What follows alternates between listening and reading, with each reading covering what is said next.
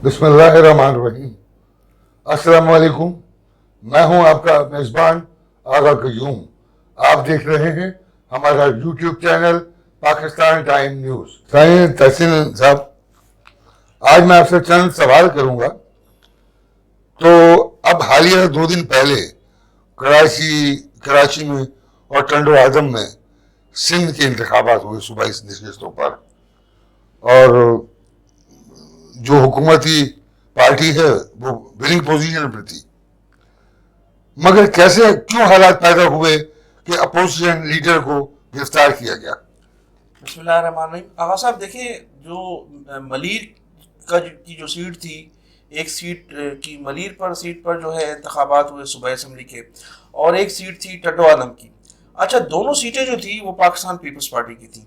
इससे पहले दोनों सीटों पर पाकिस्तान पीपल्स पार्टी के कैंडिडेट कामयाब हुए।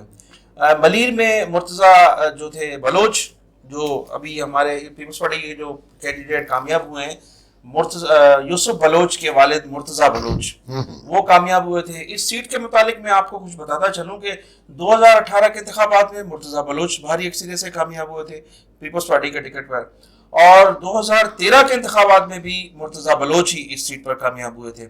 तो इस सीट पर जो है तीसरा इलेक्शन है जिसमें पीपल्स पार्टी ने कामयाबी हासिल की है।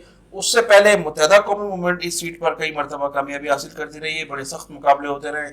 तो ये इस तरह से ये जो सीट थी, इधर पीपल्स पार्टी का वोट बैंक है और पीपल्स पार्टी ने इस सीट पर डिलीवर भी किया है, जिसकी वजह से उनको कामयाबी भी हासिल हुई।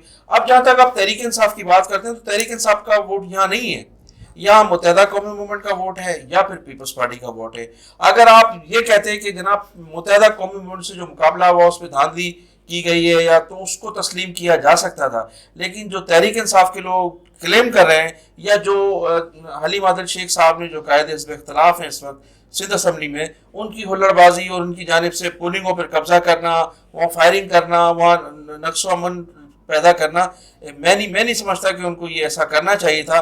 और मेरे ख्याल से तो ये इंतखाबात से पहले सुबह ही अगर हलीम आदिल शेख की गिरफ्तारी अमल में लाई जाती तो ऐसे हालात पैदा नहीं होते। उसके अलावा इससे कबल आपने देखा कि हलीम आदिल शेख की जो ज़मीनें जो थी कब्जे में थी, उनको गिराया गया, उनकी जो ज़मीनें वागज़ार कराई गई हैं। तो ये हकीकतन मबनी है कि पूरे पाकिस्तान में इंक्रोचमेंट के खिलाफ जो है वो कार्रवाई हो रही है। सुप्रीम कोर्ट की जानिब से जो कब्जा ग्रुप है उनके खिलाफ कार्रवाई की जा रही हैं।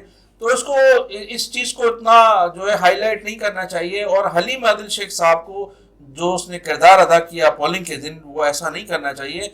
देखें आप, इलेक्शन है, इलेक्शन के बाद हालात वही नॉर्मल हो जाते हैं, लोगों में जो है वो नफरतें पैदा होती हैं अगर कोई हालात ख़राब होते।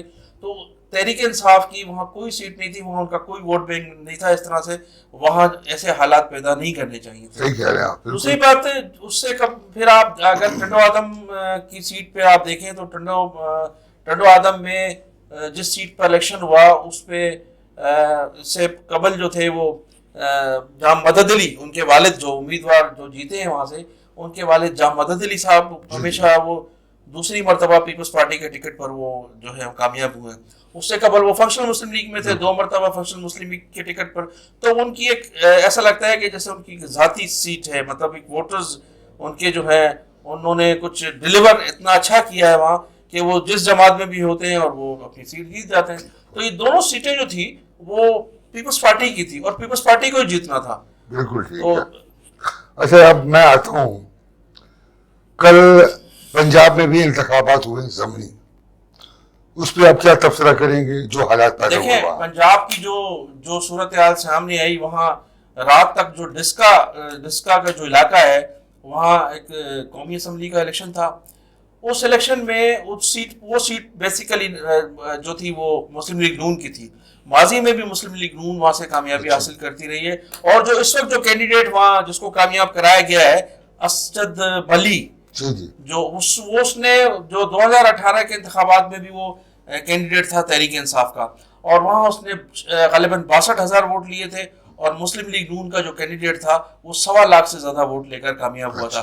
तो बड़ा वाज़ा फ़र्क था, और अभी भी यही महसूस किया जा रहा था कि ये सीट दोबारा भी मुस्लिम लीग जीत लेगी। और जो पोलिंग के जो कल सारा दिन पोलिंग के वाक़यात में जो खबरें आती नहीं हैं, اور رات تک جو خبریں تھیں وہ یہی تھی کہ وہ مسلم لیگ کا کینڈیڈیٹ، وہ امیدوار بھاری اکثریت سے جیت رہا ہے۔ اچھا عباسی صاحب، یہ مارچ میں انتخابات ہونے جا رہے ہیں، تو اس کو آپ سینٹ کے جو انتخابات ہیں اس کو آپ کس حوالے سے دیکھ رہے ہیں؟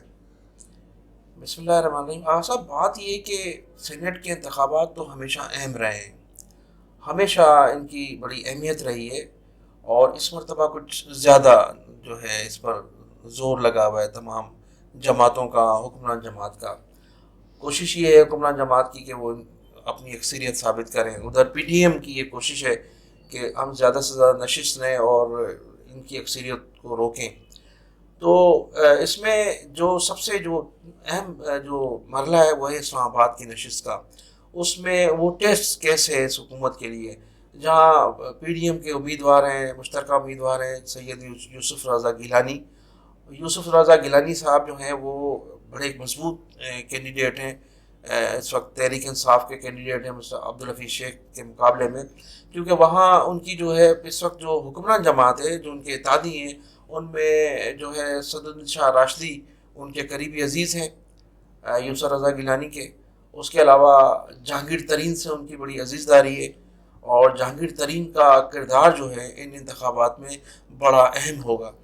تو یہ بھی اطلاعات ہیں کہ وزیر اعظم جناب عمران خان صاحب نے جو ہے جہانگیر ترین کو انتخابات میں اپنی خدمات انجام دینے کے لیے طلب کر لیا ہے، اگرچہ ایک طویل عرصے سے ان پر جو ہے شوگر اسکینڈل کے جو معاملات چل رہے تھے، انہیں ابھی تک کلین چٹ نہیں ملی ہے، اور وہ ابھی ان پر وہ جو ڈینٹ موجود ہے، تو ابھی تک ان کو جو ہے، لیکن اس کے باوجود بھی عمران خان صاحب نے انہیں بلایا ہے، اور ان سے شاید کوئی ملاقات بھی ہوئی ہے، اور کوئی ٹاسک بھی دیا گیا ہے سینٹ کے انتخابات میں۔ اگر وہاں رشتہ داریاں کام نہ آئیں اور پارٹی سے وفاداری جو ہے وہ کی گئی، حکومت سے وفاداری کی گئی، تو پھر یوسف رضا گیلانی کا جیتنا مشکل ہوگا، اور حکومتی جو کینڈیڈیٹ ہے وہ کامیاب ہو جائے گا۔ تو پھر جو ہے وہ تمام بہت مشکل ہو سکتا ہے۔ تو اب جو سینٹ کا انتخابات ہونے جا رہے ہیں اس میں عمران خان نے بڑا یو ٹرن لیا ہے۔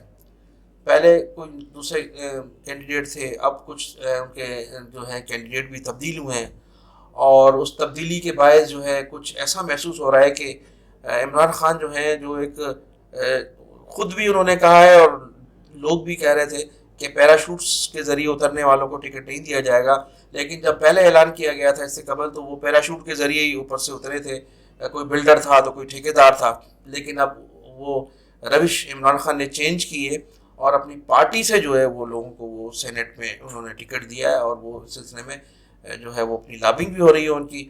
اچھا، دوسری بات یہ ہے کہ وہ جو حکومت کے اتحادی ہیں وہ بھی ان کے ساتھ پوری طرح سے مخلص نظر آ رہے ہیں، خاص طور پہ چودھری شجاعت ایک گروپ ہے ان کے ساتھ، ایک گروپ ان کا متحدہ قومی موومنٹ بھی ان کے ساتھ ہے۔ تو مجھے یہ محسوس ہوتا ہے کہ اگر جو ہے وہ انتخابات فری اینڈ فیئر ہوئے تو، اور اس میں ہاسٹرڈنگ نہ کی گئی، اور ایم پی ایس کو اٹھا کر چھانگا مانگا نہ لے جایا گیا، اس قسم کے کوئی واردات نہ ہوئی، تو عمران خان کے الیکشن جو ہے وہ انتخابات جیتنے کے جو ہے روشن امکانات ہیں۔ اس کے علاوہ ایک اور جو ایک نئی ڈیولپمنٹ ہے وہ یہ ہے کہ 22 تاریخ سے لے کر اور 24 تاریخ تک ایف اے ٹی ایف کا ایک اجلاس ہونے جا رہا ہے۔